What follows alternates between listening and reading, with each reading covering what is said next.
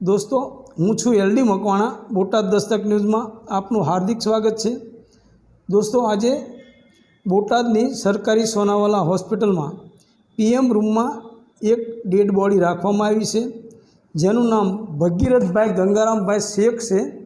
तेओ दलवाड़ी ज्ञातिना छे अने तेओ दवा पीने आपघात सुसाइड कर्यो छे अने लोकोमां अने एना माता पिता अने कुटुंबमां थती चर्चा मुजब तेओ देवामां डूबी जता अने 25-25, 30-30%, 40-40% व्याजे पैसा लीधा होय।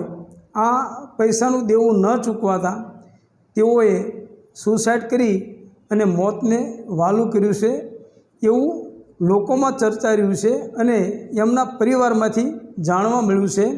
तेओ कारखानु चलावता हता हीरानुं अने हीराना कारखानामां हीराना धंधामां मंदी आवता तेओ आ जे भारण हतुं ए भारण उतारी न शकवाना कारणे सुसाइड करी अने मौतने वालू कर्युं छे एवुं लोकोमां थती चर्चा मुजब अने एना परिवारमां थती चर्चा मुजब जाणवा मळ्युं छे। अने हाल डेड बॉडी बोटाद सोनावाला होस्पिટલમાં રાખવામાં આવી છે અને એને ત્યાં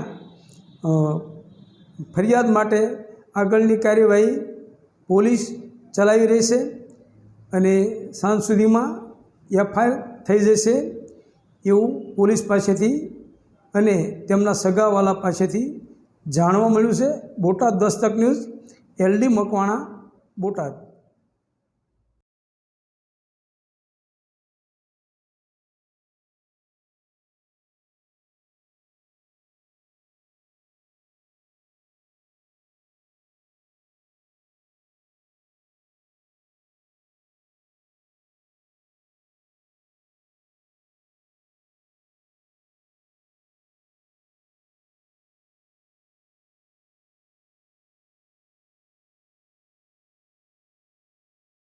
नाम दिनेश भाई केशुभाई शेख, રહેવાસી બોટાદ અળવ રોડ સાયનાથનગર સોસાયટી।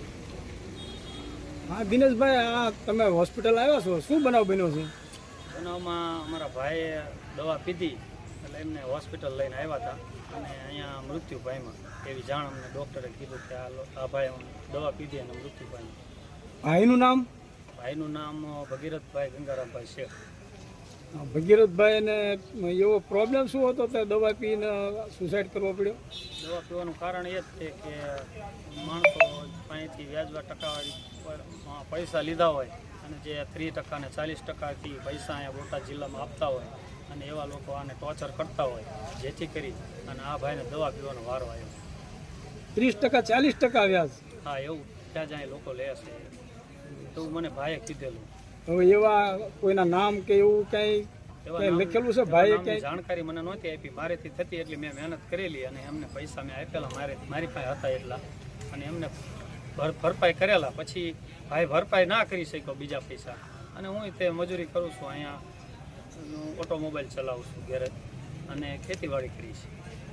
એવા અંદાજે આમ કેટલાક માણસો પાસેથી આવા પૈસા લીધા છે? તો સાહેબ એવા પૈસા તો 4-5 માણસો પાસેથી વાત કરતા હતા, 4-5 જણાનું, પછી તો કેટલા હોય શું ખબર છે। બરાબર, હવે 4-5 માણસોમાં એમાં જે ફરિયાદ તમારે કરવાની છે એમાં કોઈના નામનો ઉલ્લેખ ખરો? નામનો ઉલ્લેખ મને નથી જણાવ્યો સાહેબ। મૃત્યુ પામ્યા એ ભાઈ મને નામનો ઉલ્લેખ નથી આવ્યો છે। એમના બાપાને ખબર કે કોણ ઉઘરાણીયા ઘરે આવતા હતા એવું? એમના માતાશ્રીને જાણકારી હોય અને આવતા હોય તો એમને પૂછો તો ખ્યાલ આવે છે। ઘરે ઉઘરાણી આવતા હોય એમના મા બાપને તો ખબર હોય ને કે ભાઈ આ ભાઈ ઘરે આવતા હતા? એવા લોકો આવતા હતા, એમને ખ્યાલ છે। હું તો પછી થોડોક બીજી સોસાયટીમાં રહું છું।